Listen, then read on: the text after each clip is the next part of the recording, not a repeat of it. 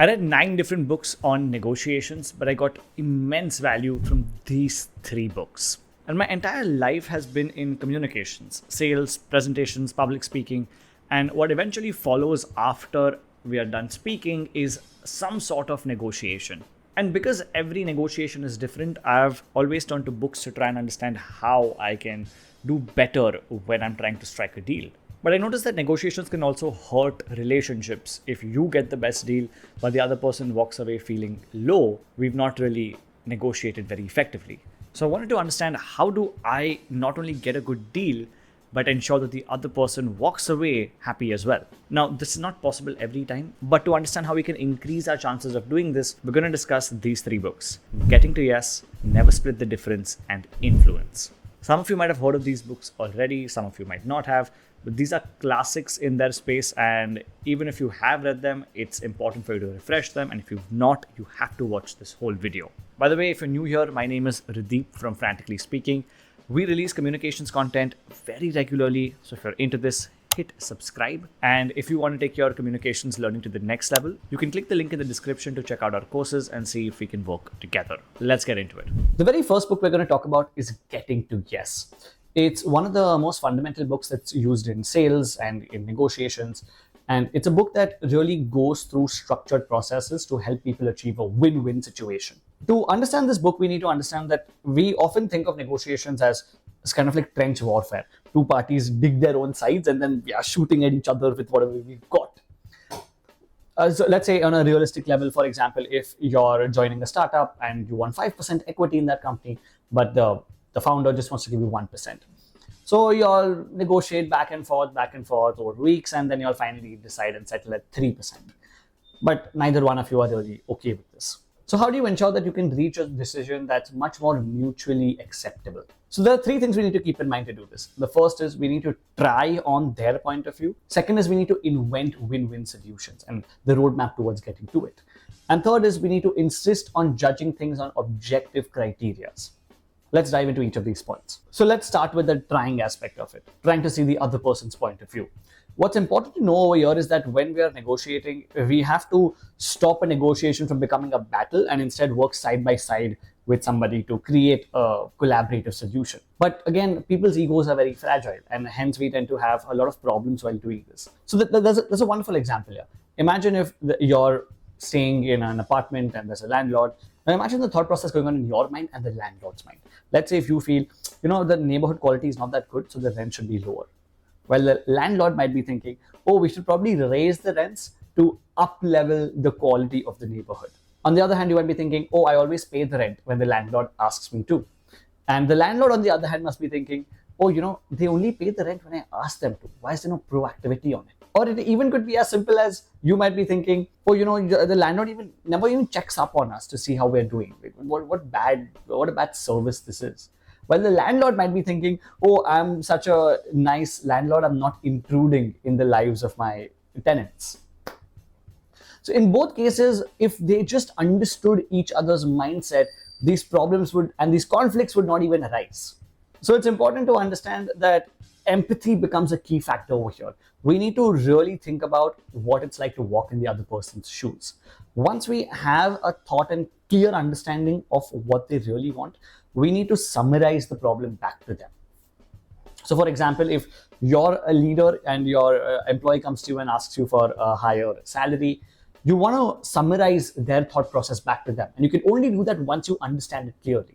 So for example, you might say, so you seem to be wanting a 20% raise because you've hit all your annual targets and you seem to be taking on harder projects than the rest of the team. Now, what can happen in some cases is the other person will clarify as to what they really mean. So it gives us more information to then take the negotiation forward effectively. And if it is in fact the case that they have hit their targets, they are working harder and taking on more difficult projects, then it gives us the chance to give in to their demands without being salty about it. And with this back and forth clarification, the 2 people can be much more inclined to find a more collaborative solution. The second aspect is to invent a win-win solution. Now over here, imagine, I'll just explain this to you through a simple example because it'll make the point clear. Imagine if there is a basketball coach and one of their star players is asking for a 15 million salary, whereas the coach is offering just 10 million. Now, it's important for the coach to understand why is it that this guy is asking for 15 million? Now, if this guy claims that it's because I'm going to give it my all in this upcoming season and I'm going to ensure we win completely, then the manager has something in his pocket now. And instead of just saying no or telling him, oh, instead of 15 million, we'll just give you 11 million, be happy with that. We can instead say that, okay, take 10 million as the base salary. And if you do perform to that level, at the end of the season, you will get a bonus of $5 million. And that automatically becomes a much better solution because the other person is much more incentivized towards hitting their goals. And it also justifies getting that higher salary. And finally, we need to insist on using objective criteria. What this essentially means is that when somebody, let's say you're selling something and somebody just tells you, well, hey, can you reduce the price by a bit? Or if you're a leader and somebody comes to you and asks you for a raise and just says, hey, I'm not happy with the standard 10% raise, can we make it 20%? It's important to understand why exactly. And when we ask why, people generally have very vague responses, which are much more qualitative and hard to measure. For instance, in the salary example, people might say, oh, I've worked so hard and I have, I think I'm really giving it my all over here. Now, that's very hard to measure, really. So we want to insist on using objective criteria. Which projects have you really worked hard on? What are the results of those projects? Have they helped to garner revenue for the company? Have they made the lives of the rest of your team easier? What are those objective criteria that you can provide me so that I can justify giving you the higher raise? Whether you're the person asking for a higher salary or you're the person negotiating against it, you want to ensure that you have the objective criteria and are insisting the same from the other person as well. Many times when people come for our training and they ask us, hey, can you reduce the price a bit? I just ask them, why? Why are you asking for a price reduction? And it's not from a perspective of, oh, why the hell do you want a price reduction? It's just to understand that, oh, is there something going on in your life that I don't know about for which you can't invest the required amount of money? Or is there something you're finding wrong in the program that I can help you out with? All this information helps us to reach a much more collaborative solution as opposed to just randomly throwing out numbers and vague reasons. So these are the three main elements. Try to look at the other person's perspective, invent win-win solutions, and insist on using objective criteria. And that is the core summary of the book, Getting to Yes. The next book we're going to talk about is Never Split the Difference. This is one of my favorite negotiation books. I read it quite a few years ago by a guy called Chris Voss. Now, Chris used to be an ex-FBI hostage negotiator. So some of his examples and learnings come from very, very high stakes negotiations where literal lives were on the line, not just salaries or promotions, things of that nature. But the way he's condensed those principles and applied them to everyday negotiations is something magical. So let's try and understand what aspects of negotiations can we learn from Never Split the Difference. From all the principles, there are mainly 3 points I want to discuss today.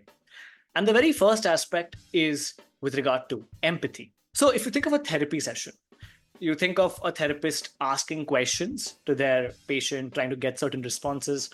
Ever so often, the therapist will repeat what the patient just said to them. And the reason they do this is they want the patient to feel heard. That's key. Feel heard. Because once the patient understands that, okay, this person understands me and where I'm coming from, they let their guard down. And they're a lot likely to open up as opposed to being stiff and closed off. In a negotiation, it's critical to understand that we're there to gather information. And the more we can let down people's guards, the more productive a negotiation will be. Which is why when we walk into the negotiation, it's not about trying to get the best deal, but it's about trying to understand where the other person is coming from. The more we can understand that, and the more we can articulate where they're coming from and what's most important for them, the more likely they will be able to hear us more effectively. For example, if you're a sales rep, you have to go sell something to a doctor, and the doctor's very closed off. But if you notice that when the doctor talks about his patients, he's suddenly very passionate. And if you simply articulate that you seem to be very passionate about your patients, it'll immediately make the doctor feel that, okay, this person has really understood me at a much deeper level. Let their guard down and be a lot more open to negotiating with you. Hence, understanding and truly putting ourselves in the other person's shoes and articulating that back to them is a great way to make someone feel that they're heard. That's the very first step. The next aspect is with regard to getting the other person to use the words, "that's right," or some version of that. Essentially, when somebody says, "that's right," they are one step closer to coming at the same level as us. But we have to start with being at their level through empathy and then move on to getting them to say yes by letting them use the phrase, "that's right." Now, how do they do that? There is a certain term, which is one of the fundamental aspects of this book, which is called as labeling. Labeling simply means we tend to label or put a tag on the other person's emotions or what they're trying to tell us. So, one way for us to use labeling is to use the words "it seems like" or "it sounds like." Here's an example of it. If you're negotiating with somebody, and let's say you're negotiating for a higher salary, but the person on the other end, whether it's your boss or the HR person, is really concerned about the next year's quarter, or they're really concerned about the performance that the team has had for the future. Instead of directly arguing and saying, "Hey, no, the team has performed well," or "I'm not sure why you're feeling that way," we can instead label their emotion by simply saying, "It seems like you're concerned about the performance for the next quarter." And when we put it across that way, we're allowing the other person to use the words, "that's right." And if they say, "No, I'm not," and if we misread the situation, it's completely fine because we use the words "it seems like." We're not hence putting a statement. We're not putting a fact out there. We're simply suggesting what we think the situation is about. And once we get it, "that's right," not only does the other person feel heard, but the negotiation can then move on to a much more productive place. And that's where the third and final aspect comes in, which is to use calibrated questions while talking. Calibrated questions means they're open-ended questions that allows the other person to do more of the talking and solve the problem for us. And one of the best calibrated questions is, how am I supposed to do that? What this means is when we are speaking to somebody and they put across a situation where they say, I don't think I can give you the salary you're asking for. In fact, we'll need you to do XYZ more things as part of your scope at the same salary itself. And instead of saying, "No, that doesn't seem fair," and starting to argue over there, we simply ask the question. We first repeat what they said back to them and say that, "Okay, so you want me to do XYZ along with ABC at this much of a salary without the possibility of any increase?" They say, "That's right." And then we say, "How am I supposed to do that?" Now notice the tone. It's not, "How am I supposed to do that?" It's, "How am I supposed to do that?" And it allows the other person to start thinking on a more reasonable level and hence answer and try to solve the problem along with us. It turns a negotiation from a confrontation into a dialogue much more effectively. And just these three steps, empathizing, labeling, and calibrated questions, can really help us move a negotiation from a fight to a much more problem-solving conversation. The next book we're going to talk about is Influence by Robert Cialdini. Now, this book is one of the most fundamental books that anybody should read to understand the psychology of persuasion more effectively. In fact, in this book, there are 7 principles of influence that are covered. These have been extensively researched by the author and his team, and they become fundamental aspects of not just negotiations, but of influence overall.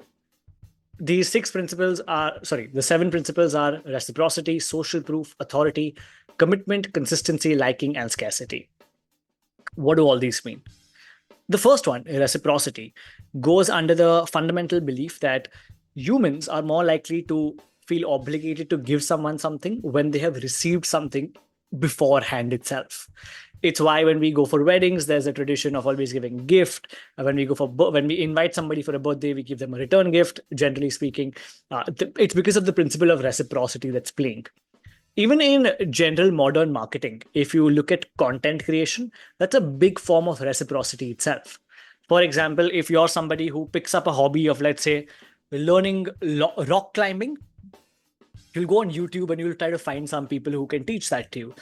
And when you watch their videos, you learn techniques from them. All of it is happening for free. They are not asking for anything in return in that moment. But when you do want to take it seriously and invest in a course for rock climbing, you will first go to this person itself. And you'll be a lot less likely to negotiate prices with them because of all the free content you've already received from that person. That's the principle of reciprocity in action. And similarly, in an actual negotiation, when somebody asks us to make a concession, we always should have a list of concessions ready, along with what we want to ask in return if we were to give in to that concession. When we do that, they're a lot likely to stick to it because of reciprocity. For example, when somebody tends to ask us to lower our prices or asks for some sort of concessions, and if we were to give it, we'll always ask for something in return so that we can get a commitment from that person itself. For example, if somebody wants a bit of a discount, we tell them, okay, you can get the discount, but you have to complete the payment by this time itself. So we can ensure cash flow and they can get the discount as well. And that way, both parties walk away on a much happier note. The second part is social proof. Social proofing is all about people. Companies, if you go on any website to buy any service, you'll see a lot of testimonials and experiences of other customers. That is social proofing. The company is saying that, oh, other people have been happy with us, hence you will be happy as well. And this goes under the fundamental principle that humans tend to go with the herd. Wherever people are going, it's safer for us to follow those people itself. So we're a lot more likely to go for a company that has 100 testimonials as opposed to a company that just has one, even though the second company would objectively be better.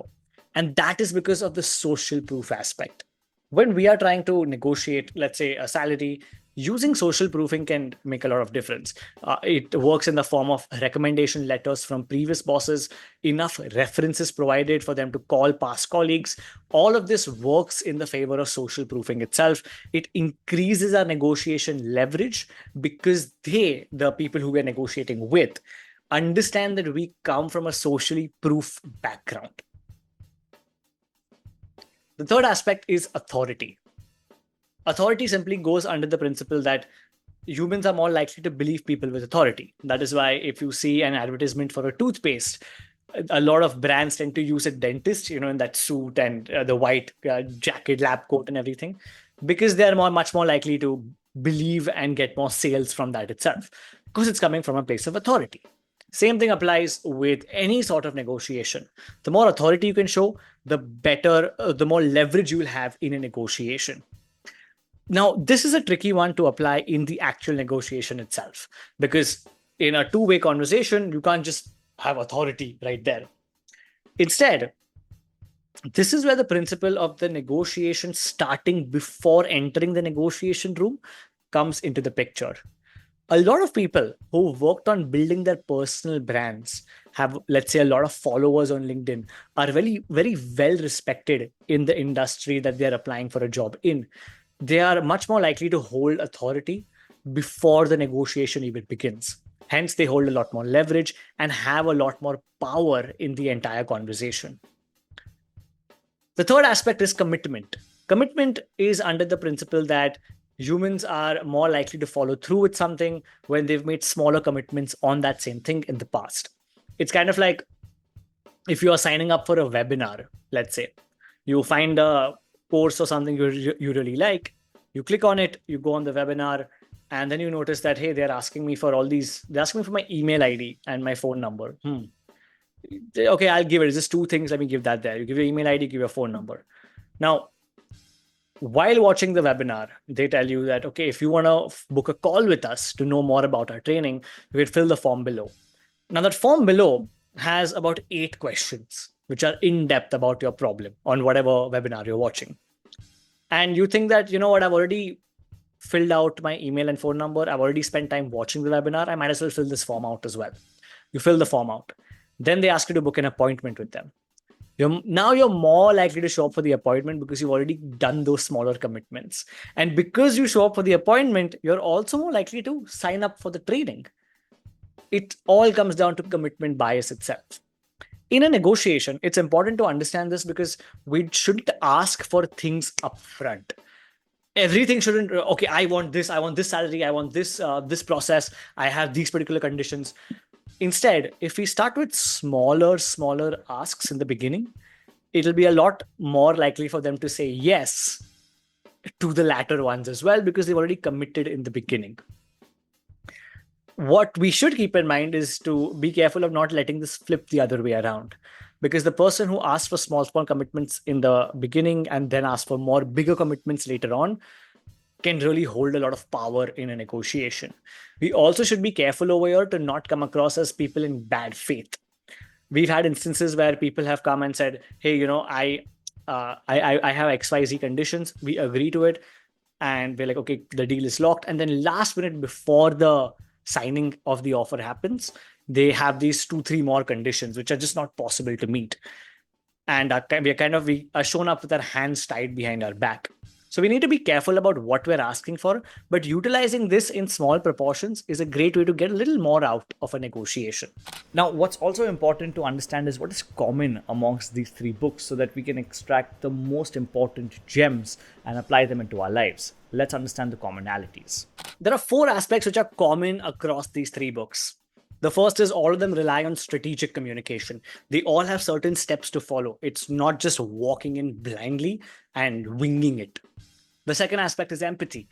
All of them are constantly saying that the more empathy you show in a negotiation, the better off you'll be. So these personas of ruthless negotiators, people we have to be afraid of, is kind of broken down with these experts telling us that empathy is a much better place to start off from. The third aspect is to build influence. The more influence you can build through strong listening skills and using the principles of psychology spoken in the book Influence can help us come across as much more figures to be reckoned with through a negotiation process. And the last aspect is each of these books address negotiation not from a confrontational perspective, like it's a fight, rather from a problem solving perspective, more of a collaborative perspective, more of a dialogue as opposed to just a one-sided conversation.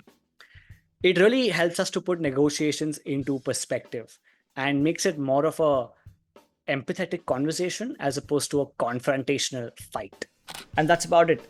Understanding these three books will fundamentally change the way you approach negotiations. And now, if you want to know about a book that can help you articulate your thoughts effectively, you can check out this whole video right here.